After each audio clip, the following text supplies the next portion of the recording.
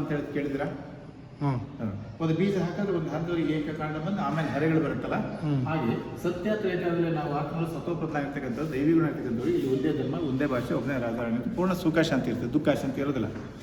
ನಂತರ ಹೇಗೆ ಮರದಲ್ಲಿ ಹರೆ ಹೊಡೆಯುತ್ತಲ್ಲ, ಒಂದು ಹಂತಕ್ಕೆ ಬಂದ ಹರೆಗಳು ಬರ್ತವೆ, ಹರೆಗಳು ಈಗ ಇಲ್ಲೊಂದು ಅಂದರೆ ದೊಡ್ಡ ವಿಕಾಸ ಹರೆಗಳಾಗಿ ಹೆಮ್ಮರ ಆಗುತ್ತೆ. ಇಲ್ಲಿ ಹರೆ ಹೊಡೆದ್ರೆ ಇಬ್ರಾಹಿಂ ಬಂದ ಇಸ್ಲಾಂ ಧರ್ಮ ಸ್ಥಾಪನೆ ಮಾಡಿದಂತ ನಾವು ಸ್ಕೂಲಲ್ಲಿ ಪಾಠ ಕೇಳಿದ್ದೀವಿ. ಹಾಗೆ ಇವನು ಬುದ್ಧ ಬಂದ ಬೌದ್ಧ ಧರ್ಮ ಸ್ಥಾಪನೆ ಮಾಡಿದ, ಕ್ರಿಸ್ತ ಬಂದ ಕ್ರೈಸ್ತ ಧರ್ಮ ಸ್ಥಾಪನೆ ಮಾಡಿದ, ಶಂಕರಾಚಾರ್ಯ ಧರ್ಮ ಸ್ಥಾಪನೆ, ಹೀಗೆ ಧರ್ಮ ಜಾತಿಗಳು ಹೆಮ್ಮರ ಆಗೋಯ್ತು. ಆದರೆ ಇಲ್ಲಿ ನಾವು ಶಾಲಾ ಕಾಲದಲ್ಲಿ ಇವ್ರದೆಲ್ಲ ಧರ್ಮ ತಿಳ್ಕೊಂಡಿದ್ದೇವೆ, ನಮ್ಮ ಧರ್ಮನೇ ತಿಳ್ಕೊಂಡಿಲ್ಲ, ಅಥವಾ ನಮ್ಮ ಧರ್ಮ ಶಾಲಾ ಕಾಲದಲ್ಲಿ ಹೇಳಿಲ್ಲ. ಹಿಂದೂ ಧರ್ಮ ಸ್ಥಾಪನೆ ಮಾಡಿದ್ಯಾರು ಯಾವಾಗ ಅಂತ ಹೇಳಿಲ್ಲ, ಆದಿ ಸನಾತನ ದೇವಿ ದೇವತಾ ಧರ್ಮ ಅಂತ ಹೇಳಿದ್ವಿ. ಅದು ಯಾವಾಗಿತ್ತು, ಯಾರು ಮಾಡ್ಕೊಂಡು ಗೊತ್ತಿಲ್ಲ. ಇದನ್ನು ಬಿಟ್ಬಿಟ್ಟು ಇವ್ರದೆಲ್ಲ ಧರ್ಮ ತಿಳ್ಕೊಂಡು ನಾವು ಎಜುಕೇಟೆಡ್, ವಿದ್ಯಾವಂತರು ಅಂತ ಕರಿತೀವಿ, ಏನಂತಾರೆ ಕರೆಕ್ಟ್. ಆದರೆ ಇಲ್ಲಿ ಈಗ ಹರೆಗಳು ಮಾಡಿದ್ರು, ಹರೆನ ನಾವು ಮರ ಅಂತ ಹೇಳೋಕೆ ಪರಿಗಣಿಸೋಕ್ಕಾಗುತ್ತಾ? ಅದರದೇ ಹರೆ ಎಲ್ಲ ಈಗ ಅವಿಭಜಿತ ಕುಟುಂಬ ಇತ್ತು ಮೊದಲು, ಆಮೇಲೆ ಜನಸಂಖ್ಯೆ ಜಾಸ್ತಿ ಗುಂಪಾಯಿತು ಬೇರೆ ಮಾಡ್ಕೊಂಡು. ಹಾಗಾಗಿ ಇದು ಮರದ ಹರೆನೇ ಹೊರತು ಇದೇ ಮರ ಅಲ್ಲ. ಹಾಗೆ ಇದೇ ಆದಿ ಸನಾತನ ದೇವತೆಯನ್ನು ಬಂದು ಕವಲುಡು ಹೇಗೆ ಪಾಲಾಗ್ತಾ ಎಲ್ಲ ಕಡೆ ಜನಸಂಖ್ಯೆ ಇಡೀ ಜಗತ್ತು ಅಂತಾನೆ, ಹಾಗೆ ನಾವೆಲ್ಲ ಒಬ್ಬ ತಂದೆಯ ಪರಮಾತ್ಮನ ಮಕ್ಕಳೇ ಹೊರತು ಬೇರೆಯವರು ಅಲ್ಲ. ಇಲ್ಲಿ ಪಂಗಡ ಮಾಡ್ಕೊಂಡಿದ್ದೆ ಅಷ್ಟೇ, ನಾವು ಮನಸ್ಸು ಮಾಡ್ಕೊಂಡಿದ್ದೆ. ಹೌದೌದು. ಹಾಗೆ ಈ ಇದೊಂದು ವಿನಾಶ ಹೇಗೆ ಮರ ಒಂದು ಬುದಿ ಅಂತ ತೆಗೆದುಬಿಟ್ಟು ಮತ್ತೊಂದು ಹೊಸ ಮರ ಹಾಕ್ತಿರ್ತಾನೆ, ಹಾಗೆ ಹಾಕೋದಕ್ಕೋಸ್ಕರ ಸ್ವಯಂ ಪರಮಾತ್ಮ ಬಂದು ಈ ಹೊಸ ಸೃಷ್ಟಿ ರಚನೆ ಮಾಡೋಕ್ಕೆ ಇವತ್ತು ಶಿಕ್ಷಣ ಕೊಡ್ತಾ ಇದ್ದಾರೆ. ಇದು ಹೇಗೆ ವಿನಾಶ ಆಗುತ್ತೆ? ಪ್ರಕೃತಿ ಪ್ರಕೋಪದ ಮುಖಾಂತರ, ಜ್ವಾಲಾಮುಖಿಗಳು, ಸುನಾಮಿಗಳು, ಇಲ್ಲಿ ಹೊಡೆದಾಟದ ಮುಖಾಂತರ ವಿನಾಶ. ಅದು ಪೂರ್ಣ ಆಗಲ್ಲ, ಅದಕ್ಕೋಸ್ಕರ ಅಣು ಬಾಂಬ್ಗಳ ಮುಖಾಂತರ ವಿನಾಶ ಆಗುತ್ತೆ ಹೇಳ್ತಿದ್ದಲ್ಲ ಎಲ್ಲಾಗ್ತದೆ ಯುದ್ಧ. ಹಾಗಾಗಿ ಬಾಂಬ್ಗಳ ಮುಖಾಂತರ ಇಡೀ ಜಗತ್ತು ಪರಿವರ್ತನೆ. ಯಾವಾಗ ಇಡೀ ಜಗತ್ತು ಪರಿವರ್ತನೆ ಆಗ್ತದೆ ನಾವೆಲ್ಲ ವಾಪಸ್ ಮನೆಗೆ ಹೋಗ್ತೀವಿ, ಅಲ್ಲಿ ತೋರಿಸಿದ್ವಲ್ಲ ಅಲ್ಲಿಗೆ ಹೋಗ್ತೀವಿ. ಅಲ್ಲಿಂದ ಯಾವಾಗ ಇಲ್ಲಿ ಹೇಗೆ ಆ್ಯನ್ಯುವಲ್ ಎಕ್ಸಾಮ್ ಮುಗಿದ್ಕೊಳ್ಳಿ ಎಲ್ಲ ಹುಡುಗರೆಲ್ಲ ಮನೆಗೆ ನೋಡ್ತಾರಲ್ಲ, ಆಮೇಲೆ ಮತ್ತೆ ರೀಓಪನಿಂಗ್ ಬರ್ತಿರ್ತಾನೆ, ಹಾಗೆ ಮತ್ತೆ ರೀಓಪನ್ ಆದಾಗ ಹೊಸದಾಗಿದ್ದಾರೆ ಇಲ್ಲಿ ಬರ್ತೀವಿ. ಆವಾಗ ಇದು ಜಗತ್ತು ಸತೋಪತನಾಗಿರುತ್ತೆ. ಏನು ಆರ್ಗ್ಯಾನಿಕ್ ಬೇಕು, ಆರ್ಗ್ಯಾನಿಕ್ ನಮ್ಮೆಲ್ಲರೂ ಶರೀರನೂ ಆರ್ಗ್ಯಾನಿಕ್ ಗೊಬ್ಬರ ಆಗುತ್ತೆ. ಅವಾಗ ಇಲ್ಲಿ ಪರ್ವತ ಭೂಮಿ ಗಿಡ ಮರಗಳೆಲ್ಲ ನಡ್ಕೊಂಡಿರ್ತದೆ, ಶುದ್ಧವಾದ ಗಾಳಿ, ಶುದ್ಧವಾದ ನೀರು ಎಲ್ಲದೂ ಇರುತ್ತೆ. ಆವಾಗ ಅಲ್ಲಿಂದ ಇಲ್ಲಿಗೆ ಬಂದು ಮತ್ತೆ ಪಾತ್ರ ಶುರು ಮಾಡ್ತೀವಿ. ಹೀಗೆ ಇದು ರೊಟೇಷನ್, ಮತ್ತೆ ಹೋಗ್ತೀವಿ ಮತ್ತೆ ಬರ್ತೀವಿ. ಇದು 5000 ವರ್ಷದ ಒಂದು ನಾಟಕ. ಹಾಗಾಗಿ ಇಲ್ಲಿ ಸ್ವರ್ಗ ಅಂತ ಸತ್ಯುವಿಗೆ ಕಲಿತಾ ಇದಕ್ಕೆ ಸ್ವರ್ಗ ಅಂದು, ದ್ವಾಪರ ಕಲಿಯೋಕ್ಕೆ ನರಕ ಅಂತ ಕರಿತೀವಿ. ಇಲ್ಲಿ ಸುಖ ಶಾಂತಿ ಇರ್ತೀವಿ, ಇಲ್ಲಿ ದುಃಖ ಅಶಾಂತಿ. ಇಲ್ಲಿ ನಾವು ಸತ್ವಗುಣ ಇರ್ತೀವಿ, ದೈವಿ ಗುಣ ಒಳ್ಳೆ ಗುಣಗಳಿರ್ತದೆ, ಇಲ್ಲಿ ಆ ಗುಣಗಳನ್ನು ಕಳ್ಕೋತೀವಿ. ಅದಕ್ಕಾಗಿ ಇದು ಗರುಡ ಪುರಾಣದಲ್ಲಿ ಅವ್ರಿಗೆ ಎಣ್ಣೆಗೆ ಹಾಕಿ ಕುದಿಸ್ತಿದ್ರು, ಸುಟ್ಟು ಕತ್ತರಿಸ್ತಿದ್ರು, ಅದು ಮಾಡ್ತಿದ್ರು, ಶಿಕ್ಷೆ ಕೊಡ್ತಿದ್ರು ಅಂತಂದ್ರೆ ಇಲ್ಲಿ ಇವತ್ತು ಆಸ್ಪತ್ರೆಗಳೆಲ್ಲ ನಡೀತಾ ಇದೆ. ಯಾಕಂದರೆ ಎಣ್ಣೆಲೆ ಕೂಸಲ್ಲ, ಈ ಎಣ್ಣೆನೂ ಇದು ಮಾಡ್ತಾರೆ. ಹಾಗಾಗಿ ಇದು ದುಃಖದ ಜಗತ್ತು, ಇದು ಸುಖದ ಜಗತ್ತು. ಮತ್ತು ಇದು ಮುಗಿದ್ಕೊಳ್ಳೆ ಒಂದು ಸರಿ ರಿಪೀಟ್ ಆಗಿ ವಾಪಸ್ ಮನೆಗೆ ಹೋಗ್ತೀವಿ, ಮತ್ತೆ ಈ ಕಡೆ ಬರ್ತೀವಿ. ಮತ್ತು ಇದು ಯಥಾಸ್ಥಿತಿ ಈ ರೀತಿ ನಡೀತಕ್ಕಂಥ ರೊಟೇಷನ್ ರಿಪೀಟೇಷನ್. ಕಾರಣ ಮತ್ತು ನಿವಾರಣೆ. ಸತ್ಯಾಗ್ರಹದಲ್ಲಿ ಚಾರಿತ್ರವಂತರಾಗಿರ್ತೀವಿ ನಾವು ದೇವತೆಗಳು, ಯಾವುದೇ ಚಾರಿತ್ರಹೀನತೆ ಇರ್ತಲ್ಲ.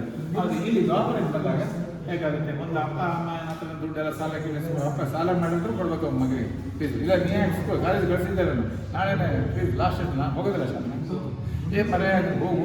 ಯಾಕಂದರೆ ಎಲ್ಲರೂ ಕಲಿಸಿದ್ದಾರೆ, ನನ್ನ ಮಕ್ಕಳು ನಾನು ವಿದ್ಯಾವಂತರು ಮಾಡಬೇಕು ಅನ್ನೋ ಕುತೂಹಲ ಇರ್ತಲ್ಲ ಅವರಿಗೆ. ಕಳಿಸ್ ಮರೆಯ ಸಾಲ ಮಾಡಿದ್ರು ತಂದು ಕೊಡ್ತೀನಿ ಅಂತ ಅವಾಗ ಹೋದ, ಸಾಲ ಮಾಡಿ ಕೊಡ್ತಾರೆ.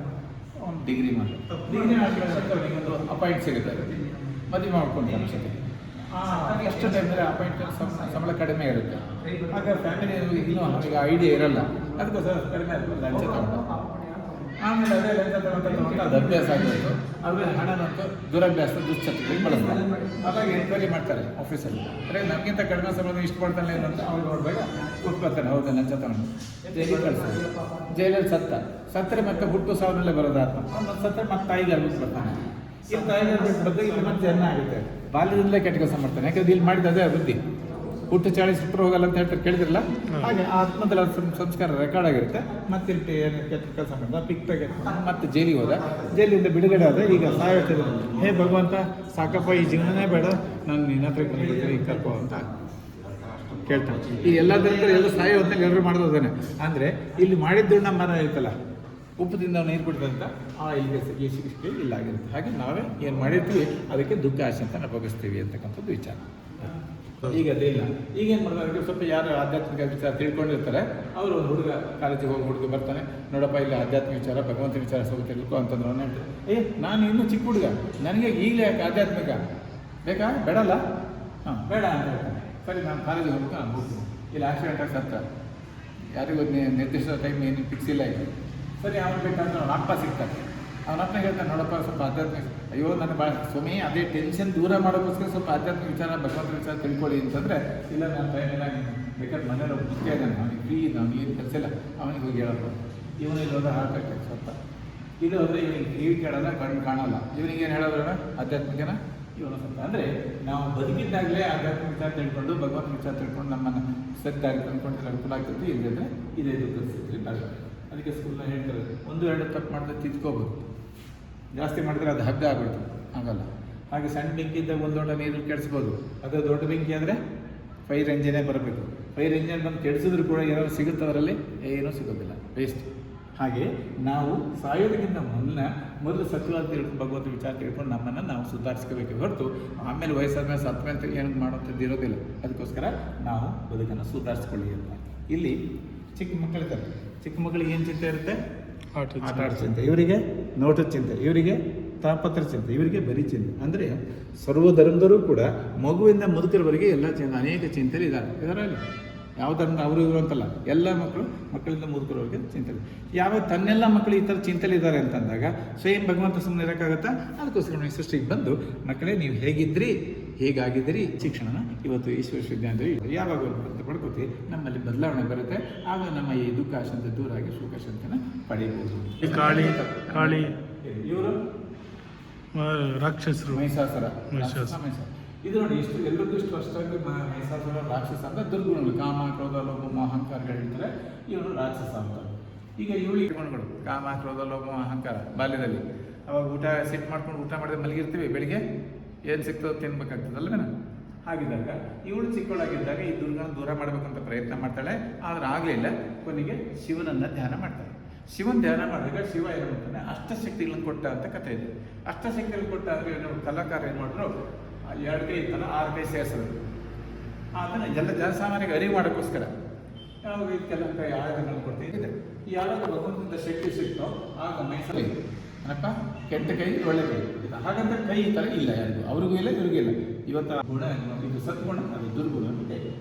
ದ್ವಾಪರದಿಂದ ಶುರುವಾಗಿ ಪುರುಷ ಪ್ರಧಾನ ಅಂತ ಹೇಳಿ ಕೇಳಿದ್ರಲ್ಲ, ಯಜಮಾನ ಗಂಡಸರದ್ದೇ ಹೆಚ್ಚಿನ ಪ್ರಭಾವ ಇತ್ತು ಅಂತ. ಆದರೆ ಮನೇಲಿ ಚಿಕ್ಕ ಮಗುನ ಅವ್ರನ್ನ ಬೆಳವಣಿಗೆ ಮಸಾಲೆ ಅವ್ರ ಬಟ್ಟೆ ಗಿಟ್ಟೆ ಎಲ್ಲ ಹಾಕಿ ಎಂಜಾಯ್ಮೆಂಟ್ ಮಾಡಿಕೊಂಡು ಸ್ಕೂಲಿಗೆ ಕಳಿಸಿದ್ದೆಲ್ಲ ತಾಯಿಯಿಂದ ತಾನೆ. ಒಂದು ವಾರ ಎಲ್ಲ ತವ್ರ ಮನೆಗೆ ಹೋದರೆ ಅಪ್ಪ ಒಂದು ದಿವಸ ಅವ್ರು ಏನು ಇಷ್ಟು ಮಾಡಿದ್ರು ಅದೊಂದು ಹಾಕಿ ಕಳಿಸ್ತಾನೆ. ಮರುದಿವಸ ಹೇಳ್ತಾರೆ ಯಾವ್ದಾರೊಂದು ಹಾಕೊಂಡು ಹೋಗೋ ಅಂತ. ಏನಂತ ಹೌದಲ್ಲ, ಯಾಕೆ ಇವನಿಗೆ ಅಷ್ಟೊಂದು ವ್ಯವಧಾನ ತಾಳ್ಮೆ ಇರೋದಿಲ್ಲ. ಹಾಗಾಗಿ ಇಲ್ಲಿ ತಾಳ್ಮೆಯಿಂದ ಇದ್ದಿದ್ದು ತಾಯಿಗೆ ತಾನೆ. ಹಾಗೆ ಇನ್ನು ಆಸ್ಪತ್ರೆಯಲ್ಲಿ ಡಾಕ್ಟ್ರ್ ಬಂದರು 10-15 ನಿಮಿಷ ಗ್ರೌಂಡ್ಸ್ ಮುಗಿಸ್ತಾ ಇರ್ತಾನೆ. ಏನು ಬರ್ಕೊಡ್ಬೇಕಾದ್ರೆ ಬರ್ದಿಟ್ಟು ಹೋಗ್ಬಿಟ್ರು. ಆಮೇಲೆ ಇಡೀ ದಿನ ಈ ಇರುತ್ತಾನೆ ಸಿಸ್ಟರ್ಸ್ಗಳದನ್ನು ಅವರಿಗೆ ಮಾತ್ರೆ, ಯಾವ ಮಾತ್ರೆ ಎಷ್ಟು ಕೊಡಬೇಕು, ಏನು ಔಷಧಿ ಕೊಡಬೇಕು, ಊಟ ತಿಂಡಿ ಏನು ಕೊಡಬೇಕು ಅದನ್ನು ನೋಡ್ಕೊತ ತಿಳಿಸಿ. ಹಾಗೆ ಇಲ್ಲಿ ಸ್ವಾತಂತ್ರ್ಯ ಹೋರಾಟಕ್ಕೆ ಚಾಂಚಲ್ಯ ಲಕ್ಷ್ಮೀ ಒನಕೆ ಓಬವ್ವ ಇತ್ಯಾದಿ ಹೋರಾಟಕ್ಕೆ ಮಾಡಿದ್ದಾರೆ ತಾನೆ. ಅಂದರೆ ಸ್ತ್ರೀಯರು ಸ್ವಾತಂತ್ರ್ಯ ಹೋರಾಟ ಭಾಗವಹಿಸಿದ್ದಾರೆ ತಾನೆ. ಆಯಿತು. ಇನ್ನು ರಾಮಕೃಷ್ಣ ಪರಮಹಂಸರ ಪತ್ನಿಯವರು ಯಶೋಧಾದೇವಿ, ಇವರಿಗೆ ಬಾಲ್ಯದಲ್ಲೇ ಮದುವೆ ಆಗಿರ್ತಾರೆ, ತೊಟ್ಲಲ್ಲೇ ಮದುವೆ ಮಾಡ್ತೇವೆ. ಇವ್ರಿಗೆ ಇಬ್ಬರಿಗೂ ಗೊತ್ತಿರೋದಿಲ್ಲ. ಅವಾಗ ನಾನು ಸಮಾಜ ಸೇವೆ ಮಾಡ್ತೇವೆ, ತಪಸ್ಸು ಮಾಡಿದ್ದೆ, ಭಗವಂತನ ಸಿಗಿ ಸಮಾಜ ಸೇವೆ ಮಾಡ್ತೇನೆ. ನೀನಂತ ಮದುವೆ ಆಗಿದೆ ಕಾಣ ನಿನಗೆ? ಇಲ್ಲ ಮದುವೆ ಆಗಿಲ್ಲ. ಇಲ್ಲ ಕೊಟ್ಟು ನೀನು ನೋಡಿ ಇಂಥವ್ರ ಮನೆಗೆ ಹೋಗು ಅಂತ ಹೇಳ್ತಾನೆ. ಸೀದಾ ಅಲ್ಲಿ ಅಡ್ರೆಸ್ ಕೊಟ್ಟು ಬಂದರೆ ಅವ್ನು ಬರ್ತಿದ್ದ ಹೋಗಿ ಒಳಿಮೆಯ ಬಾರಪ್ಪ ಅಂತ ಕರ್ತಾನೆ. ಮಾವನಿಗೆ ಗೊತ್ತಿರ್ತೇವೆ ನಾನು ಅಳಿಯ ಅಂತ, ಇವನಿಗೆ ಮಾವ ಅಂತ ಗೊತ್ತಿರಲ್ಲ. ಸರಿ ಬಂದು ಕೂಡಲೇ ಹೇಳ್ತಾನೆ, ನೋಡಪ್ಪ ನನಗೆ ಇವೆಲ್ಲ ಸಂಸಾರ ನನಗೆ ಇಷ್ಟ ಆಗಲ್ಲ, ನಾನು ಸನ್ಯಾಸಿಯಾಗಿ ತಪಸ್ಸು ಮಾಡಿ ಸಮಾಜ ಸೇವೆ ಮಾಡಬೇಕು ಅಂತ ಇದ್ದೀನಿ. ಅದೆಲ್ಲ ನನ್ನ ಹತ್ರ ಕೇಳಿ, ನೀನು ಹೆಂಡತಿ ಹತ್ರ ಕೇಳಿ, ನನಗೆ ಗೊತ್ತಿಲ್ಲ. ತೊಟ್ಲಲ್ಲಿ ಮದುವೆ ಮಾಡಿದ್ದೀವಿ, ಈಗ ಹೆಂಡತಿ ಹತ್ರ ಕೇಳಬೇಕು ಅವೆಲ್ಲ ವಿಚಾರ, ಏನು ನನ್ನ ಹತ್ರ ಕೇಳಬೇಡ ಅಂತ. 10-15 ವರ್ಷ ಆಗಿರಲಿ ಮದುವೆ ಹಳ್ಳಿಯರ ಮನೆಗೆ ಹೆಂಗೆ ಏನಂದ್ರೆ ಯಾಕಂದ್ರೆ ಅಂತ ತಾನೆ. ಇಲ್ಲಿ ತೊಟ್ಲಲ್ಲಿ ಮದುವೆ ಮಾಡಿದಾಗ ಈಗ ನಮಗೇನಿಲ್ಲ, ನೀನು ಅವ್ರನ್ನೇ ಕೇಳೋದು. ಸರಿ ಇನ್ನೇನು ಮಾಡೋಕ್ಕಾಗಲ್ಲ, ಅವ್ರ ಪರಿಸ್ಥಿತಿ ಹೆಂಗಿತ್ತು. ಶಾರದಾ ನೋಡು, ನಾನು ಹಿಂಗೆ ಸನ್ಯಾಸಿ ಆಗಬೇಕು ಅಂತ ಇದ್ದೀನಿ, ತಪಸ್ಸು ಮಾಡ್ಬೇಕು ಕಾಡಿಗೆ ಹೋಗಿ, ಅದಕ್ಕೋಸ್ಕರ ನೀನು ಇಲ್ಲೇ ಇರ್ಬೋದು, ನಾನು ಹೋಗ್ತೀನಿ. ಅದು ಹೆಂಗಾಗ್ತದೆ, ಈಗ ನಮ್ಗೆ ಮದುವೆಗೆ ಗೊತ್ತಿಲ್ಲ, ಮದುವೆ ಆಗಿ ನಾವು ಗಂಡ ಹೇಳ್ತೀನಿ, ನಾವೇಂತ ಒಟ್ಟಿಗೆ ಇರಬೇಕು, ಅದು ಹೆಂಗೆ ಹೋಗ್ಬೇಕಾಗ್ತದೆ? ಇಲ್ಲ ನನ್ನ ತಪಸ್ಸು ನಾ ಯಾವಾಗ ಹೇಳ್ತಿಲ್ಲ, ನಿಮ್ಮ ತಪಸ್ಸಿಗೆ ನಿಮ್ಮ ಸಾಧನೆಗೆ ಕಿಂಚಿತ್ತು ತೊಂದರೆ ಆಗಲ್ಲ, ಸಾಧ್ಯವಾದಷ್ಟು ಸಹಕಾರ ಕೊಡ್ತೇನೆ ಹೊರತು ನಿಮಗೆ ಅಡ್ಡಿಪಡಿಸಲ್ಲ ಅಂತೇಳಿ ಇದು ನನ್ನ ಪದ್ಧತಿ ಅಂತ ಹೇಳ್ತಾರೆ. ಆವಾಗ ಅನಿವಾರ್ಯ ಆಯಿತು. ಸರಿ ಒಟ್ಟಿಗೆ ಇದ್ದರು. ಅವನು ರಾಮಕೃಷ್ಣ ಹೋಗಿ ಪರಮಾಂಶ ಆದ.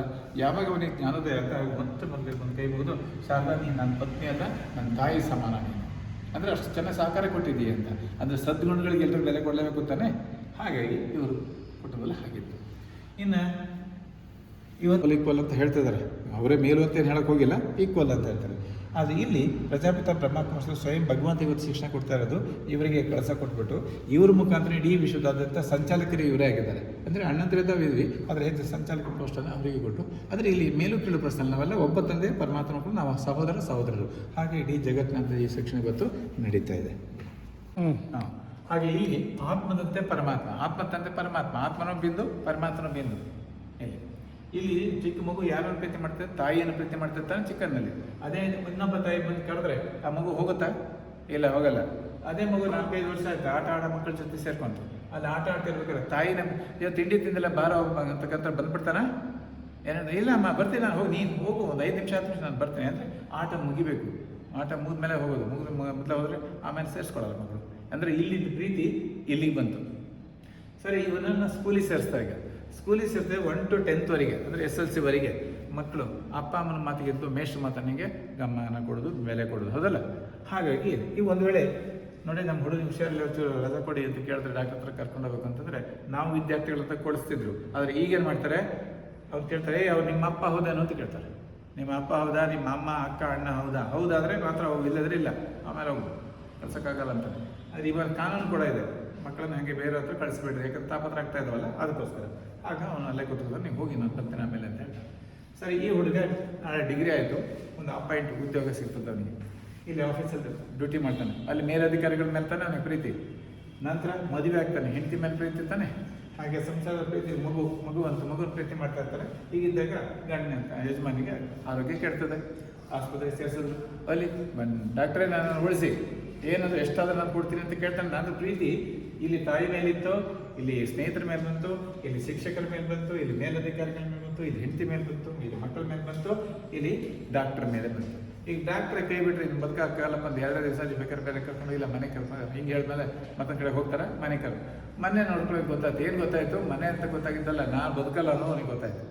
ಅವಾಗ ಹೇ ಭಗವಂತ, ನಾನು ನಿನ್ನ ಹತ್ರಕ್ಕೆ ಬರ್ತೀನಪ್ಪ, ನಿನ್ನ ಕಡೆಗೆ ಒಪ್ಕೊಂಡ್ಬಿಡು ಅಂತ. ನೋಡಿ, ಇಲ್ಲಿವರೆಗೂ ಇವ್ರ ಮೇಲೆ ಪ್ರೀತಿ, ಹೀಗೆ ಎಲ್ಲ ಕಡೆ ಬೇರೆ ಪ್ರೀತಿ ಹಂಚೋಯ್ತು ತಾನೆ. ಆದರೆ ಭಗವಂತನ ನೆನಪು ಮಾಡೋಕ್ಕಾಗಲಿಲ್ಲ. ಆಗಿದೆಯಾ ಮಧ್ಯದಲ್ಲಿ? ಹೋಗೋದು ದೇವಸ್ಥಾನಕ್ಕೆ ಹೋಗಿ ನನಗೆ ಒಳ್ಳೇದು ಮಾಡು ಅಂತೆಲ್ಲ ಕೇಳಿ ಬಂದಿರೋದು, ಆ ತಂದೆಯಂತೆ ನಾವು ನಡ್ಕೊಂಡಿದ್ದೀವ? ಅಪ್ಪನಿಗೆ ಯೋಗ್ಯರಾಗಿ ನಡ್ಕೊಂಡಿದ್ದೀವ? ಇಲ್ಲ. ಅದಕ್ಕೋಸ್ಕರ ಪರಮಾತ್ಮ ನಾವು ನೆನಪು ಮಾಡಬೇಕು. ನಮ್ಮಲ್ಲಿ ಪವಿತ್ರತೆ ಬೇಕು, ದಿವ್ಯ ಗುಣಗಳು ಬೇಕು, ಶುದ್ಧ ಆಹಾರ, ಸತ್ಸಂಗ ಇರಬೇಕು ನಮಗೆ. ಈ ಥರ ಇದ್ದರೆ ಮಾತ್ರ ನೀವು ಭಗವಂತ ಪಡ್ಕೊಳ್ಳೋದು ಭಾಳ ಸಹಜ ಆಗುತ್ತೆ. ಆ ವಿಧಿಯನ್ನು ಇವತ್ತು ಪ್ರಜಾಪಿತ ಬ್ರಹ್ಮಕುಮಾರ ಹೆಂಡತಿ ಅಲ್ಲ, ಪಾತ್ರ ಮಾಡ್ತಾ ಇದ್ದೀವಿ. ಅಂದರೆ ಈ ಸೃಷ್ಟಿನಲ್ಲಿ ಎಲ್ಲರೂ ಪಾತ್ರಧಾರಿಗಳು. ಏನಂತೀರ? ಕರೆಕ್ಟ್. ಪುರುಷ ಸ್ತ್ರೀ ಪಾತ್ರ ಮಾಡ್ತೀವಿ, ಮದುವೆ ಅದೇ ಪಾತ್ರದಲ್ಲಿ ಹೆಂಗೆ ಬದಲಾವಣೆ ಆಗ್ತದೆ, ಗಂಡ ಹೆಂಡತಿ ಆಗ್ತಾರೆ, ಮಕ್ಕಳಾಗ್ತಾರೆ, ಅಜ್ಜ ಇವೆಲ್ಲವೂ ಪಾತ್ರ, ನಾಟಕದಲ್ಲಿ ಪಾತ್ರ ಮಾಡ್ತಾ ಇದ್ದೀವಿ. ಯಾವಾಗ ಈ ಪಾತ್ರ ಮಾಡ್ತಾ ಇರ್ತಾರೆ ಅನ್ಕೊಳ್ಳಿ, ಇಲ್ಲಿ ಅಷ್ಟು ಜನ ಬಂದಿದ್ರು, ಅವ್ರು ಇವ್ರಿಗೆ ಮಾಡ್ತಾರೆ, ಇವ್ರಿಗೆ ಅಂತ ಇಲ್ಲಿ ಅಂತದ್ರಿ ಬ್ರಹ್ಮ ಇದೆ ಅಂತದ್ದು. ಗಂಡ ಅಲ್ಲಂತೆ, ಹೆಂಡತಿ ಅಲ್ಲಂತೆ, ಪಾತ್ರ ಅಂತೆ. ಇದನ್ನ ಕೇಳಕ್ಕೆ ಬರ್ಬೇಕಂದ್ರೆ ನಾವು ಇಲ್ಲಿಗೆ ಏನಾ? ಅದಕ್ಕೋಸ್ಕರ ಹೌದು, ನನಗೂ ಹಂಗೆ ಅನಿಸ್ತದೆ. ಅಲ್ಲಿ ಯಾರು ಬರ್ತದೆ, ಇಲ್ಲಿ ಹೋಗಿ ಅಲ್ಲಿಗೆ ಅಂತ ಗೊತ್ತಿಲ್ಲ. ನೀವು ಮದುವೆ ಮಾಡ್ಕೊಂಡು ಗಮನಕ್ಕಿರೋದಲ್ವ? ಅದು ಬಿಟ್ಟು ಅಲ್ಲಿ ಹೋದ್ರೆ ಗಂಡ ಅಲ್ಲ ಅಂತ, ಹೆಂಡತಿ ಅಲ್ಲ ಅಂತ ಹೇಳ್ತಾರೆ. ಅಲ್ಲಿ ಅಂತ ಹೋಗ್ತೀವಿ ಮಾರೆ, ಒಂದಷ್ಟು ಹೋದ. ಆದರೆ ಈ ಎಲ್ಲರೂ ಇಲ್ಲಿ ಬಂದವರೆಲ್ಲರೂ ಇಲ್ಲಿ ಹೋಗಲ್ಲ, ಕಾಲೇಜಿಗೆ ಹೋಗಲ್ಲ, ಡಿಸ್ಟಿಂಕ್ಷನ್ ಬರಲ್ಲ. ಹಾಗೆ ಇಲ್ಲಿ ಯಾರು ಬಂದು ಸತ್ಯ ವಿಚಾರ ತಿಳ್ಕೊತಾರೆ ಅವರೇ ಉನ್ನತಿನೂ ಅಂತ. ಉದಾಹರಣೆಗೆ ಇವ್ರಿಗೆ ಹೇಳಿದ್ರು, ಇವರಿಗೆ ಅರ್ಥ ಆಯಿತು, ಮನೆಗೆ ಬಂದರು. ಮದುವೆಗೆ 2 ತಿಂಗಳಾಗಿತ್ತು ಅಷ್ಟೇ. ಮನೆಗೆ ಬಂದಾಗ ಹೆಂಡತಿ ಮಲಿಗೆದ್ದು ಇವನು ಮುಖ ತೊಳಿಕಂತ ಅವ್ರು ಬಂದ. ಅಷ್ಟೊತ್ತಿಗೆ ಅವನಮ್ಮ ಅಡುಗೆ ಮನೆಯಿಂದ ಬರ್ತಾ ಇಲ್ಲ, ಹಂಗೆ ಸಾರಿಸ್ತಾರಲ್ಲ ಅದೆಲ್ಲ ಮಾಡಿ ಬಂದರು. ಲೈವ್ ನೀನು ಮದುವೆ ಮಾಡಿದ್ದೇನು, ನೀನು ಆರಾಮಾಗಿ ಮಲಿಗಿರಲಿ, ನೀನು ಆರಾಮಾಗಿರು, ಅದಕ್ಕೆ ನಾವು ಇನ್ನೂ 2 ವರ್ಷ ಅಂತ ಕಷ್ಟಪಡಬೇಕು, ಇವೆಲ್ಲ ಕೆಲಸ ಮಾಡೋಕ್ಕೆ ಅಂತ ನೀವು ಮದುವೆ ಮಾಡಿರೋದು ನೋಡು, ಹಿಂಗಾಯ್ತು. ಹೌದು ಅನಿಸ್ತು. ಸೀದಾ ಬಂದ, ಎದಳು ಏನು ನಮ್ಮಲ್ಲಿ ಹೇಗಿರ್ಬೇಕು ಗೊತ್ತಾ? ನಮ್ಮನೆ ಶಿಸ್ತು ಇಲ್ಲ. ಹೆಣ್ಮಕ್ಳು ನೋಡು, ಅಮ್ಮ ಹೇಳ್ಬೇಕಾದ್ರೆ ನೀನು ಎದ್ದು ಹೋಗಿ ಒಲೆ ಹಚ್ಚಿ ಎಲ್ಲ ಅಡುಗೆ ಮಾಡಬೇಕು, ಅಮ್ಮನಿಗೆ ಫ್ರೀ ಕೊಡ್ಬೇಕು, ಗೊತ್ತಾಯ್ತಾ? ಈ ಕೆಲಸ ಇವತ್ತಿಂದ ಮಾಡಲೇಬೇಕು. ಈಗ ಆಯಿತು ಮಾಡ್ತೀನಿ ಅಂತ ಅವಳು ಇದನ್ನೇ ಕಾಯ್ತಾ ಇದ್ಲು. ಆಮೇಲೆ ಹೇಳಿದ ಅವನು ಈ ಹೇಳೋಕ್ಕೆ ಅವಕಾಶ ಅಲ್ಲ. ಸರಿ, ನಿಮ್ಮಲ್ಲಿ ಹೆಣ್ಮಕ್ಳು ನಾವು ಹೇಗಿರಬೇಕು ಅಂತ ಹೇಳಿದ್ರೆ ನಾನು ಖಂಡಿತ ಅದು ನಾನು ಮಾಡ್ತೀನಿ. ಆದರೆ ಇನ್ನೊಂದು ವಿಚಾರ, ನಮ್ಮಲ್ಲಿ ಗಂಡು ಮಕ್ಕಳು ಹೇಗಿರಬೇಕು ಅಂತ ಹೇಳ್ತಾರೆ. ಹೇಳಿದ್ರೆ ಹೆಂಡ ಕೊಡ್ಕೊಂಡು ಬರೋದಲ್ಲ, ಬೀಡಿ ಸಿಗರೇಟ್ ಸೇರ್ಕೊಂಡು ಬರೋದಲ್ಲ, ಎಷ್ಟೊತ್ತಿಗೆ ಬರೋದು ಹೋಗೋದಲ್ಲ, ಇವನು ತಿದ್ಕೊಳ್ಳಿ. ಆಯಿತು, ನನ್ನ ತಪ್ಪು ನಾನು ತಿದ್ಕೋತೀನಿ, ನಿನ್ನ ತಪ್ಪು ನೀನು ತಿದ್ಕೋಬೇಡು ಅಂತ ಒಪ್ಕೊಂಡ. ಸರಿ, ಇವ್ರು ಡ್ಯೂಟಿಗೆ ಹೋದ. ಇವತ್ತು ಅಡುಗೆ ಮಾಡ್ತಾರೆ ಇವಳು. ಮೊನ್ನೆ ನಾವು ಬಂದೆ, ಊಟಕ್ಕೆ ಕೂತ ಕಲ್ಸ್ಕೊಂಡ್ಬಿಟ್ಟು ಹಸುವಾಗಿದೆ, ಬಾಯಿಗೆ ಹಾಕ್ತಾನೆ, ಬಾಯಿಂದ ಕೆಳಗೆ ಬಂತು. ಯಾಕಂದರೆ ಖಾರ ವಿಪರೀತ ಆಗಿತ್ತು. ಏನಣ್ಣ ಸಿಟ್ಟು ಬಂತು ಅವನಿಗೆ. ಯಾಕೆ ನಾನು ಬೆಳಿಗ್ಗೆ ಬೈದಿದ್ನಲ್ಲ, ಅದಕ್ಕೆ ನನಗೆ ಹಿಂಗೆ ಮಾಡ್ತಾಳೆ, ಶಿಕ್ಷೆ ಕೊಡ್ತಾಳೆ ಅಂತ ಅನ್ಸ್ಬಿಡ್ತೀನಿ ನಿನಗೆ. ಬಾಯಿ ಯಾಕೆ ಬಾಯಿ ನಾನು ಕೂತ್ಕೋ, ಯಾಕೆ ಹೇಳಿದಷ್ಟು ಮಾಡು, ಕೂತ್ಕೋ, ತಿನ್ನು. ಅವಳಿಗೂ ಗೊತ್ತಿಲ್ಲ, ಬಾಯಿಗೆ ಹಾಕೋದು, ಅಲ್ಲೋ ಬಿಟಾರ ಹೊಡೆದ. ಈ ಥರ ಶಿಕ್ಷೆ ಕೊಟ್ಟಿದ್ದಾರೆ ನನಗೆ. ಅದಕ್ಕೆ ಇಲ್ಲ ಮಿಸ್ ಆಯ್ತು, ಹಂಗಾಯ್ತು, ಏನಿಲ್ಲ, ಎಲ್ಲ ಹೊಡೆದು ಬೈದು. ಏನು ಒಂದು ಕೆಲಸ, ನಾನು ಆಫೀಸಿಗೆ ಹೋಗ್ತೀನಿ, ನೀನು ಮನೆಗೆ ಬರ್ತದೆ, ನೀನು ಇರಬೇಡ, ನಿಮ್ಮ ಅಪ್ಪನ ಮನೆಗೆ ಹೋಗು ಅಂತ ಅವ್ನು ಹೇಳಿ ಹೋದ್ಮೇಲೆ ಇವರು ಮದುವೆ ಮಾಡುವಾಗ ಹೆಣ್ಮಕ್ಳಿಗೆಲ್ಲ ಹೇಳ್ತಾರೆ, ಅಯ್ಯೋ ಆ ಹುಡುಗ ಒಳ್ಳೆ ಸಂಸ್ಕಾರ ಇದೆ, ಒಳ್ಳೆ ಬಂತನ ಅಂತ ಹುಡುಗಿನ ಸಿಗಲ್ಲ ಅಂತ ಇವ್ರಿಗೆ ಹೇಳಿರ್ತಾರೆ. ಆ ಹುಡುಗಿನೂ ಅಷ್ಟೇ ಭಾಳ ಒಳ್ಳೆ ಬಂತ ಅಂದ್ಕೊಂಡಪ್ಪ, ಅವರು ಒಳ್ಳೆ ಸಂಸ್ಕಾರ ಇರೋರು, ಒಳ್ಳೆ ಹುಡುಗಿ ಅಂತ ಎಲ್ಲ ಕಡೆ ಹುಡುಗಿಗೆಲ್ಲ ಇದೇ ಥರ ಹೇಳಿರ್ತಾನೆ. ಹಂಗೆ ಈಗ ನೋಡಿದ್ರೆ ಗಂಡ ಹಿಂಗೆ ರಾಕ್ಷಸ ಇದ್ದಾಗಿನಲ್ಲ, ನನಗೆ ಹೊಡಿತಾನೆ ಬಿಡ್ತಾನೆ ಹಿಂಗಂತ ಗೊತ್ತಲ್ಲ, ಏನು ಮಾಡೋದು? ಈಗ ಮನೆಗೆ ಮನೆಗೆ ಹೋದರೆ ಅಪ್ಪ ಅಮ್ಮನಿಗೆ ಕೆಟ್ಟ ಹೆಸರು, ನನಗೂ ಕೂಡ ಕೆಟ್ಟದ್ದಂటే ಏನಿಲ್ಲ ಇದ್ದರೆ ನಾಳೆ ನೀನು ಡ್ಯೂಟಿಗೆ ಬರ್ತೀಯ ಇವನು ಹೇಳಿದ್ದು. ಅರ್ಥ ಆಯ್ತೀಗ? ನೀನು ಹೆಂಡತಿ ಒಳ್ಳೇದಾದರೆ ನೀನು ನಾಳೆ ಡ್ಯೂಟಿಗೆ ಬರ್ತೀಯ, ಇಲ್ಲೇ ಇದ್ದರೆ ಜೈಲಲ್ಲಿ ಕೂತ್ಕೊತೀಯ. ಯಾಕೆಂದರೆ ಇವತ್ತು ಕಾನೂನು ಏನು ಬದಲಾಗಿದೆ ಗೊತ್ತಾ? ಮದುವೆ 6 ವರ್ಷದವರೆಗೆ ಅವ್ರು ಹೊಡಿಯಂಗಿಲ್ಲ, ಬೈಯಂಗಿಲ್ಲ, ಮಾಡೋಂಗಿಲ್ಲ ಕಾನೂನು. ಹಂಗೆ ಮಾಡೋದು ಜೈಲಿಗೆ ಹೇಳ್ತಾರೆ. ಈಗ ಅಯ್ಯೋ ಹೌದು ಮರ ನಮ್ಮ ಕಾಲದಲ್ಲಿ ಎಷ್ಟು ಹೊಡೆದ್ರು ಯಾರೂ ಕೇಳ್ತಿರಲಿಲ್ಲ, ಈ ಕಾನೂನೆಲ್ಲ ಬದಲಾಗ್ಬಿಟ್ಟೆ ಕಣಪ್ಪ. ಹೌದು ಭಾಳ ಹುಷಾರಾಗಿ ಇವನಿಗೆ ಈಗ ಪಕ್ಕ ಶುರು ಆಗುತ್ತಾ ಇಲ್ಲ? ಶುರುವಾಯಿತು. ಯೋಚನೆ ಮಾಡಿದ, ಲೇಟಾಗಿ ಬಂದ ಊಟ ಮಾಡಿ, ಹೋಟೆಲಲ್ಲಿ ಊಟ ಮಾಡ್ಕೊಂಡು ಲೇಟಾಗಿ ಮನೆಗೆ ಬಂದ ಮಲಗಿಬಿಟ್ಟ. ಇವಳು ಬರ್ತಾ ಕಾರ್ಯ ನೋಡ್ತಾರೆ ಮಲಗಿದೆ, ಬರೀ ಊಟ ಮಾಡಲ್ಲ. ಈಗ ಮಧ್ಯಾಹ್ನ ಪೆಟ್ಟು ತಿಂದಿದ್ದಾರೆ, ಈಗ ಮತ್ತೆ ಇನ್ನೊಂದು ಪೆಟ್ಟು ತಿನ್ಬೇಕಾ ಬೇಡ ಅಂತೇಳಿ ಅವಳು ಸೀದಾ ಹೋಗಿ ಊಟ ಮಾಡ್ಬೇಕು, ಮಲಗಿ. ಬೆಳಿಗ್ಗೆ ಇವಳು ಹೇಳ್ಬೇಕಾದ್ರೆ ಎದ್ದ. ಹೀಗೆ ಒಂದು 20 ದಿವಸ ಹಾಗೆ ಮಾಡಿದೆ. ಬೆಳಿಗ್ಗೆ ಇವಳು ಹೇಳ್ಬೇಕಾದ್ರೆ ಎದ್ದ, ಅವಳು ಲೇಟಾಗಿ ಬಂದ ಮನೆಗೆ. ಈ ಥರ ಮಾಡ್ತಿದ್ದೆ. ಯಾಕೆ ಮಾತಾಡೋದು ಕಂಪ್ಲೇಂಟ್ ಆಗ್ತಾರೆ ಅಂತ. ಸರಿ, ಈಗ 20 ತಿಂಗಳಾಗ್ದಲ್ಲ, ಈಗ ಯಾಕೆ ಇಲ್ಲ ಸಾಧನೆ ನಿಮ್ಮ ಜೊತೆ ಬದುಕಕ್ಕಲ್ಲ ನಾನು ಕೊಟ್ಟಿದ್ದೆ ಹೇಳೋ ಓದು ಇವನಿಗೂ ನೋಟ್ಸ್ ಬಂತು. ಇವನು ಕೋರ್ಟಿಗೆ ಹೋದ, ನೋಡ್ತಾನೆ ಇಬ್ಬರದು ಎಸ್ ನೋಡ್ದ. 4.5 ವರ್ಷ ಇತ್ತು ರಿಟೈರ್ಡ್ ಆಗಿದ್ದಕ್ಕೆ. ಸರಿ, 4.5 ವರ್ಷದವರೆಗೂ ಪೋಸ್ಟ್ಪೋನ್ ಮಾಡ್ದೆ. ಆಮೇಲೆ 4.5 ವರ್ಷ ಕೂಡಲೇ ಕೇಸ್ ತೀರ್ಕೊಟ್ಟ, ಡೈವರ್ಸ್. ಅವಳು ಅರ್ಧ ಸಂಬಳ, ಇವನಿಗೆ ಅರ್ಧ ಸಂಬಳ, ಅವರಿಬ್ಬರು ಸಪ್ರೇಟ್ ಆದರು. ಸಪ್ರೇಟ್ ಆಗಿದ್ದು ಒಂದು ಇದೇ ಮೈಸೂರಲ್ಲಿ ಇದ್ರು ತಿಳ್ಕೊಳ್ಳಿ, ಒಂದು 4-5 ವರ್ಷ ಬದುಕರು. ಆಮೇಲೆ ಇಬ್ಬರು ಸತ್ತವ್ರು ಎಲ್ಲಿಗೆ ಹೋಗ್ತಾರ? ಅವ್ರ ಪಾಪ ಪುಣ್ಯಗಳ ಮೇಲೆ ಸ್ವರ್ಗ ಇಲ್ಲ ನರಕಕ್ಕೆ ಅಂತ ಹೋಗ್ತಾರೆ ಅನ್ನೋದು ಹೇಳಿದ್ರೆ ಮನುಷ್ಯನಾಗಿ ಹೋಗ್ತಾನೆ ಅಂತ. ಅದೇ ಯಾವ ಥರ ಹೇಳ್ತಾರೆ. ವಾಸ್ತವ ಏನಾಗೈತೆ, ಇವರಿಬ್ಬರು ಸತ್ತರು. ಇವಳು ಹೋಗಿ ಇನ್ನು ಟಿ ನರ್ಸಿಗಳಲ್ಲ, ಅವ್ರಿಗೆ ನಮ್ಮ ಇದು ಇಲ್ಲ ಅದರ ಒಂದು ಅದರ ಇನ್ನೊಂದು ತಾಲೂಕು, ಆ ತಾಲೂಕಿನಲ್ಲಿ ಇಲ್ಲಿ ಶ್ರೀರಂಗಪಟ್ಟಣ ಅಂತ ಹೇಳಿದ್ವಲ್ಲ, ಗಂಡು ಆಗ್ಬೋದು, ಗಂಡು ಹೆಣ್ಣು ಆಗ್ಬೋದು.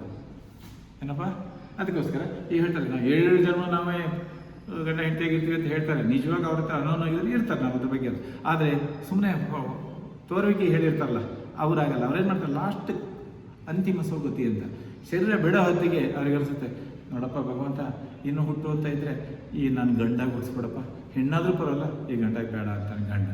ಹೆಂಡತಿ ನೋಡಪ್ಪ ಇನ್ನೊಂದು ಜನ್ಮ ಇದೆ ಅಂತಂದರೆ ಈ ಹುಡುಗಿ ಆಗೋದು ಬೇಡಪ್ಪ, ನನ್ನ ಹುಡುಗ ಅಂತ ಅಂತಿಮದಲ್ಲಿ ಏನು ಅವರಿಗೆ ಗತಿ ಬರುತ್ತೋ ಅದನ್ನು ಅವ್ರು ಮತ್ತೆ ಚೇಂಜ್ ಮಾಡ್ತಿರ್ತಾರೆ. ಹಾಗಾಗಿ ಅವರ ಶಿಕ್ಷೆ ಬಂದು ಮತ್ತೊಂದು ಆಗ್ತಾರೆ. ಇವತ್ತು ಎಷ್ಟೋ ಗಲಾಟೆಗಳು ಕೇಳ್ತೀವಿ, ಮೊದಲು ಇದು ಗೊತ್ತಿರಲಿಲ್ಲ. ಇವಾಗ ಗಂಡನ ಕೊಂದ, ತಾಯಿ ಕೊಂದ, ಮಕ್ಕಳು ಕೊಂದ ಕೇಳ್ತಿರಲ್ಲ ಟಿ ವಿನಲ್ಲಿ. ಆದರೆ ಅವ್ರು ಹಿಂದಿನೂ ಮಾಡಿದ್ರು. ಹಿಂದೆ ಅವ್ರು ಟಿ ವಿ, ವಾಟ್ಸಪ್ ಏನು ಇರಲಿಲ್ಲ, ಮೊಬೈಲ್ ಇರಲಿಲ್ಲ, ಅವಾಗ ಗೊತ್ತಾಗ್ತಿರಲಿಲ್ಲ. ಈಗ ಗೊತ್ತಾಗ್ತದೆ. ಕಾರಣ ಉಪ್ಪು ತಿಂದು ನೀರು ಕೊಡಿ ಮಾಡಿದ್ದು ನಮ್ಮ ಮಾರಾಯ ಅಂತ. ಏನಿಲ್ವೋ ಈ ಜನ್ಮದಲ್ಲಿ ಸಾಲ ಕೊಟ್ಟರೆ ಮತ್ತೊಂದು ಜನ್ಮದಲ್ಲಿ ಸಾಲ ತೀರಿಸಲೇಬೇಕು. ಹೇಳಿದಲ್ಲೇ ಮಾತು, ಸಾಲ ತೀರಿಸಲೇಬೇಕು. ಹಾಗೆ ಈಗ ಆದರೆ ಒಳ್ಳೆ ರೀತಿ ಇದ್ದು ತಪ್ಪಿದ್ರೆ ಅವ್ರಿಗೆ ಹೇಳ್ಕೊತ ಇದ್ಕೋತ ನಾವು ಸರಿ ಹೋಗ್ಬೇಕು ಹೊರತು ಹೊಡೆಯೋದು ಬೈಯೋದು ಮಾಡೋದಂತೆ ಏನೂ ಉಪಯೋಗ ಇಲ್ಲ. ಏನಂತಾರೆ? ಮ್ಯಾರೇಜ್ ಆಗಿದೆ ನಿಮಗೆ? ಅದಾಗಿದೆ. ಮಕ್ಕಳಿದ್ದಾರೆ? ಇದ್ದಾರೆ.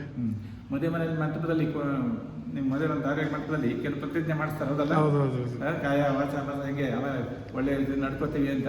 ಆದರೆ ನಿಮ್ಮ ಹೆಂಡತಿಗೆ ನೀವು ಹೊಡೆದಿಲ್ವಾ, ಯಾರು ಬೈದಿಲ್ವಾ? ಬೈದಿರ್ತೀರಿ, ಕೋಪ ಬಂದಾಗ ಬೈದಿರ್ತೀರಿ, ಹೊಡೆದಿದ್ದೀವಿ. ಆದರೆ ಅಲ್ಲಿಗೆ ಯಾರಿಗೆ ನೀವು ನಿಮ್ಮ ಪ್ರತಿಜ್ಞೆ ಮಾಡ್ದಂಗೆ ಆಯ್ತು? ಭಗವಂತನಿಗೆ ಕೊಟ್ಟಿರ್ತಕ್ಕಂಥ ಪ್ರತಿಜ್ಞೆ, ಯಾರ ಭಟ್ರಿಗಲ್ಲ. ಏನೇನ ಭಗವಂತನ ಸಾಕ್ಷಿಯಾಗಿ ಅಂತ ಹೇಳಿದ್ದಿರಲ್ಲ, ಆದರೆ ಭಗವಂತನಿಗೆ ಬೆರಿತಿರ್ತಾನೆ ನಡ್ಕೊಂಡೆ.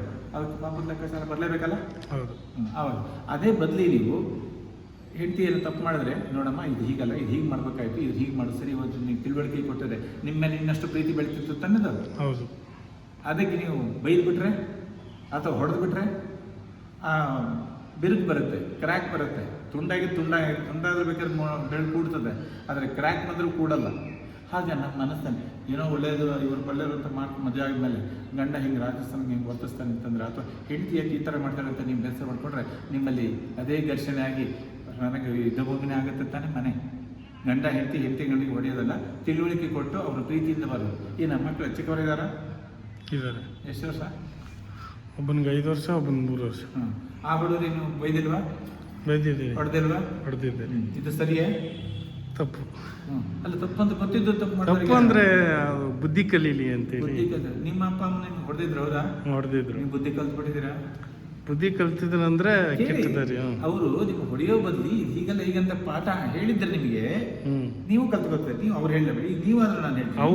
ಅವರು ಹೊಡೆದು ಬುದ್ಧಿ ಕಲ್ಸಿರೋದಕ್ಕೆ ನಾವು ಅದೇ ತರ ಇರುತ್ತೇನೋ ಅಂದ್ಬಿಟ್ಟು ನಾವು ಅದನ್ನ ಫಾಲೋ ಮಾಡ್ಕೊಂಡು ಹೋಗ್ತಾ ಇದ್ದೀವಿ. ಹೊಡೆದಕ್ಕೆ ನೀವೇನು ಕಲೀಲಿಲ್ಲ, ಭಯ ಆಯ್ತು ಅವ್ರ ಮೇಲೆ, ಹೌದಲ್ಲ? ಭಯ, ಹೌದು. ಹಾಗಾಗಿ ನಿಮ್ಮ ಮಕ್ಕಳು ದೇವ್ರ ಸಮಾನ ಅಂತ ಹೇಳಿ ಕೇಳಿದಿರಾ? ಹೌದೌದು. ಮಕ್ಕಳು ದೇವ್ರ ಸಮಾನ ಅಂತ ಆದ್ಮೇಲೆ ನಾವು ಮಕ್ಕಳಿಗೆ ಹೊಡಿತೀವಿ ಅಂದ್ರೆ ದೇವರಿಗೆ ಹೊಡೆದಂಗಾಯ್ತು. ಅದ್ರ ಬದ್ಲಿ ನೋಡಿ, ಹೀಗಲ್ಲ, ಅವ್ರಿಗೆ ಇನ್ನೂ ಇಂದ್ರಿಯಗಳು ಬಲ್ತಿರಲ್ಲ ಅಣ್ಣ, ಅವಾಗ ತಿಕ್ಕು ಹುಡುಗರಲ್ಲ, ಅವ್ರಿಗೆ ತಿಳುವಳಿಕೆ ಹೇಳಿದ್ರೆ ತಿದ್ಕೊಂಡು ಅಪ್ಪ ಅಮ್ಮನ ಮೇಲೆ ಖುಷಿ ಬರ್ತದೆ. ಹೊಡೆದೇ ಬೈದ್ರೆ ಅಪ್ಪ ಅಮ್ಮನ ಭಯ ಬರುತ್ತೆ. ಯಾರೋ ಒಬ್ಬರನ್ನು ಸ್ವಲ್ಪ ನೋಡ್ತಾರೆ, ಯಾರು ಉತ್ತಮ, ಅದರಲ್ಲಿ ಉತ್ತಮ ಇದ್ದವ್ರ ಕಡೆ ಪ್ರೀತಿ ಬರ್ತದೆ, ಇವ್ರ ಮೇಲೆ ಪ್ರೀತಿ ದೂರ. ಹಾಗಾದ್ರೆ ತಂದೆನ ತಾಯಿನ ದೂರ ಮಾಡ್ಕೊಳ್ಳೋಕೆ ಯಾರೋ ಹುಡುಗರೇ ಮಾಡಿದ್ರು, ನಾವೇ ಮಾಡಿದ್ರು ದಾರಿ, ನಾವೇ ಮಾಡ್ತೀವಿ. ಮತ್ತೆ ಇದು ಸರಿನಾ? ಇನ್ನೊಂದು ವಿಚಾರ ಕೇಳಿ, ಮಕ್ಕಳಿಗೆ ಚಿಕ್ಕ ಹುಡುಗರೆಲ್ಲ ಹೊಡೆಯೋದು, ಎಲ್ಲಿ ಹೊಡಿತೀರಿ ನೀವು? ಹೆಚ್ಚಾಗಿ ಅಲ್ಲಿ ಹೋಗ್ತಾರೆ ಪಟ್ ಅಂತ ಹೊಡಿತಾರೆ ತಲೆಗೆ, ಹೋದಲ್ಲ ತಲೆ ಬಿಡ್ತೀರ? ಏನೋ ಸ್ವಲ್ಪ ಮಾಡಲಿ ಹೊಡೆಯೋದೇ ಇಲ್ಲಿಗೆ, ಯಾಕೆ ಇದೊಂದೇ ಗಟ್ಟಿ ಜಾಗ ಇರ್ತದೆ. ಆದರೆ ಹಿಮ್ಮೆದರಿಗೆ ಹೊಡ್ತಾ ಬಿದ್ದರಿಂದ ಮೆಮೊರಿ ಕಡಿಮೆ ಆಗುತ್ತೆ ಬಾಲ್ಯದಲ್ಲಿ ಮಕ್ಕಳಿಗೆ ಹೊಡೆದ್ರೆ. ಅರ್ಥ ಆಯ್ತಾ? ಹಿಮ್ಮೆ ಏನು ಕಡಿಮೆ ಆಗುತ್ತೆ ಅಂತಂದರೆ, ನೀವು ಒಂದ್ಸರಿ ಬರೆಸ್ತೀರಿ ಅಂತೇಳಿ, ಕೆಲೆ ಬರೆಸಿದ್ರಿ, ಓದಿಸಿದ್ರಿ, ಮತ್ತೊಂದು ಸರಿ ಬಂದದ್ದು ಓದಿದ್ರೆ ಓದಲ್ಲ. ಯಾಕೆ? ಮೆಮೊರಿ ಇದು ಅವ್ರು ತಪ್ಪಲ್ಲ, ನಿಮ್ಮ ತಪ್ಪು. ಯಾರಿಗಾಗಲಿ, ನೀವಾಗಲಿ ಬೇರೆ ಯಾರಿಗೇ ಆಗಲಿ ಕೂಡ ಮಕ್ಕಳಿಗೆ ದಯವಿಟ್ಟು ಹೊಡಿಬೇಡಿ. ಅದು ಇಲ್ಲಿ ಹೊಡಿಲೇಬಾರ್ದು. ಏನಂತಾರೆ ಅಣ್ಣ, ಮೆಮೊರಿ ಕಡಿಮೆ ಆಗುತ್ತೆ. ಕೆಲವು ಹುಡುಗಿಗೆ 10th ಬಂದ ಮೇಲೆ ರಿಕವರಿ ಆಗ್ತಾರೆ, ಅವರು ಮುಂದೆ ಉದ್ಯೋಗ ಆಗ್ತಾರೆ. ಬಟ್ ಮಕ್ಕಳು ದಡ್ರನ್ ಮಾಡಿದ್ದು ಅಪ್ಪ ಅಮ್ಮನ ಮೇಷ್ಟ್ರ ಸ್ಕೂಲಲ್ಲಿ, ಅಪ್ಪ ಅಮ್ಮ. ಮತ್ತೆ ಇದು ಯಾರು? ನಾವು ಮಕ್ಕಳು ಪ್ರೀತಿನೇ ಈ ಥರ ಆಘಾತಕ್ಕೆ ತಗೊಂಡೋಗಿದ್ದೀವಿ. ಅದರಿಂದ ಮಕ್ಕಳಿಗೆ ಹೊಡಿಬೇಡಿ, ಬೈಲೇಬೇಡಿ. ಅಕಸ್ಮಾತ್ ತಪ್ಪು ಮಾಡ್ತಿದ್ದೆ ತಿಳುವಳಿಕೆ ಸ್ವಲ್ಪ ಸಹಾಯ ಬೇಕು. ನಿಮ್ಮ ತಂದೆ ತಾಯಿಗಳು ದೊಡ್ಡವರು, ಅದೇ ತಿಳುವಳಿಕೆ ನಿಮ್ಮ ಮೇಲೆ ಭಾಳ ಪ್ರೀತಿ ಬರ್ತದೆ. ಸರ್ ಓದಿಲ್ಲ ಅಂದರೆ ಇದನ್ನು ಹಿಂಗೆ ಹೇಳ್ಕೊಂಡು, ಅಪ್ಪ ಇದು ನಂಗೆ ಬರೋದು ಹೆಚ್ಚು ಹೇಳ್ಕೊಡುತ್ತೆ, ಅವರೇ ಬಂದು ಕೇಳ್ತಾರೆ. ನೀವು ಹೊಡಿಲಿಲ್ಲ ಬೈಲಿಲ್ಲ ಅಂದರೆ, ಹೊಡೆದೋ ಬೈದಿದ್ರೆ ನಿಮ್ಮ ಹತ್ರ ಕೇಳಕ್ಕೆ ಬರಲ್ಲ. ಯಾಕೆ? ಮತ್ತೆ ಹೊಡೆದ್ಬಿಟ್ರೆ ಅಪ್ಪ ಅಮ್ಮ ಹೊಡಿತಾರೆ ಅನ್ನೋದು ಒಂದೇ ಭಯ ಹೊರತು ಮತ್ತೆ ನಿಮ್ಮಲ್ಲಿ ಪ್ರೀತಿ ಬರಲ್ಲ. ಅದೇ ದೊಡ್ಡ ಆದ್ಮೇಲೆ ಸ್ವಲ್ಪ ದೊಡ್ಡ 10th ಬೇಡ, 4-5ನೇ ಕ್ಲಾಸಿಗೆ ಬಂದಾಗ ನಿಮಗೆ ಹುಷಾರಿಲ್ಲ ತಮ್ಮ ಅಂತ. ಹಾಗಾಗಿ ಮಕ್ಕಳಿಗಾಗಲಿ ನಿಮ್ಮ ಮೊಮ್ಮಕ್ಕಳಿಗಾಗಲಿ ದಯವಿಟ್ಟು ಹೊಡಿಬೇಡಿ. ಅದರಲ್ಲೂ ವಿಶೇಷವಾಗಿ ತಲೆಗಂತೂ ಹೊಡಿಲೇಬಾರ್ದು. ಏನಂತಾರ? ಪ್ರೀತಿಯಿಂದ ಇರಬೇಕಾಗ್ತದೆ. ಗಂಡ ಹೆಂಡತಿ ಇಬ್ಬರು ಒಂದು ಕುಟುಂಬದಲ್ಲಿ ಇದ್ದರೆ ಹೊಂದಾಣಿಕೆಯಲ್ಲಿ ಅಂದರೆ ದೇಶದಲ್ಲಿ ಜಗಳ ಆಗ್ತದೆ. ಏನು ಜನ ಕೆಟ್ಟೋಗಿದ್ದಾರೆ ಅಂತ ಹೇಳ್ತಾರಲ್ಲ, ಇಲ್ಲಿ ಮನೇಲಿ ಕೆಟ್ಟೋಗಿಲ್ಲ. ಮಕ್ಕಳೇ ಜಗಳ ಮಾಡ್ತಿದ್ರೆ ಒಂದು ಕುಟುಂಬನೇ ಹಾಳಾಗಿದೆ ಅಂದಮೇಲೆ ದೇಶ ಹಾಳಾಗೋದಿನ್ನೇ ಯಾರಕ್ಕ? ನಾವು ಸರಿ ಇದ್ದರೆ ದೇಶ ಸರಿ ಇರ್ತದೆ, ನಾವೇ ಸರಿ ಇಲ್ಲದಿದ್ರೆ.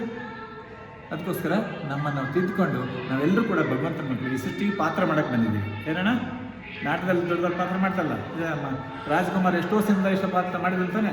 ಹಾಗೆ ನಾವು ಸತ್ಯುಗದಿಂದ ಸತ್ಯುಗ ಬರ್ತಕ್ಕಂಥ 84 ಸೇರಿದ ತಗೋತೀವಿ.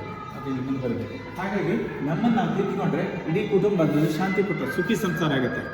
ಎಲ್ಲರೂ ಅವನ ಮಕ್ಕಳು, ಭಗವಂತನ ಮಕ್ಕಳು, ನಮ್ಮ ಮಕ್ಕಳ ಪಾತ್ರ ಮಾಡ್ತಾ ಇದ್ದಾರೆ. ಪಾತ್ರ ಅವನಿಗೇನು ಕೊಡಬೇಕು ಮಾಡಬೇಕು ಅಷ್ಟೇ. ಆದರೆ ಪನಿಷ್ಮೆಂಟ್ ಕೊಡೋಕೆ ನಮ್ಗೆ ರೈಟ್ಸ್ ಇಲ್ಲ.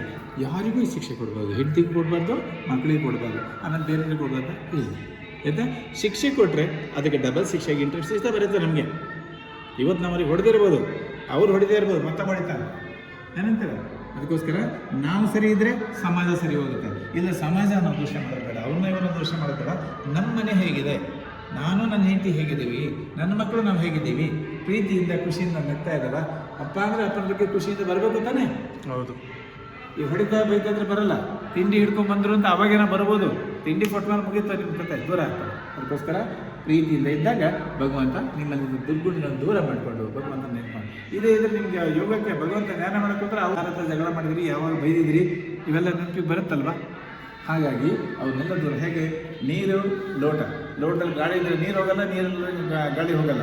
ಹಾಗೆ ನಮ್ಮಲ್ಲಿ ದುರ್ಗುಣಗಳನ್ನು ದೂರ ಮಾಡಿ ಸದ್ಗುಣನ ಭಗವಂತನ ಪಡಿಬೋದು. ಅದಿಲ್ಲದ್ರೆ ನಿಮ್ಗೆ ದುರ್ಗುಣ ಇರ್ತದೆ, ನಿಮ್ಗೆ ಸದ್ಗುಣ ಸಿಗೋದೇ ಇದೆ. ಹಾಗೆ ಆ ಒಂದು ವಿಧಾನ ಯೋಗ ಮಾಡಬೇಕಾದ್ರೆ ಹೇಗೆ ಮಾಡಬೇಕು ಅನ್ನೋ ವಿಚಾರ. ಭಗವಂತನಿಂದ ಚಾರ್ಜ್, ಹೇಗೆ ನಿಮ್ಮ ಮೊಬೈಲ್ಗೆ ಡಿಸ್ಚಾರ್ಜ್ಗಳು ಚಾರ್ಜ್ ಮಾಡ್ತಿರ್ತಾನೆ, ಹಾಗೆ ನಮ್ಮ ಆತ್ಮದ ಶಕ್ತಿನೂ ಕೂಡ ಡಿಸ್ಚಾರ್ಜ್ ಆಗಿದೆ. ಈ ಮತ್ತೆ ಭಗವಂತ ನೆನಪಿಂದ ರೀಚಾರ್ಜ್ ಮಾಡಬೇಕು. ಆ ವಿಧಾನದಲ್ಲಿ ಇಲ್ಲಿ ತಿಳಿಸ್ಕೊಳ್ಳಲಾಗಿದೆ. ಮತ್ತೆ ಭೇಟಿಯಾಗೋಣ. ನಮಸ್ಕಾರ. For more videos please like ಮಾಡಿ, ಶೇರ್ ಮಾಡಿ, ಸಬ್ಸ್ಕ್ರೈಬ್ ಮಾಡಿ. ಗುರು ಕನ್ನಡ ಲಾಕ್ಸ್. Thank you for watching the videos.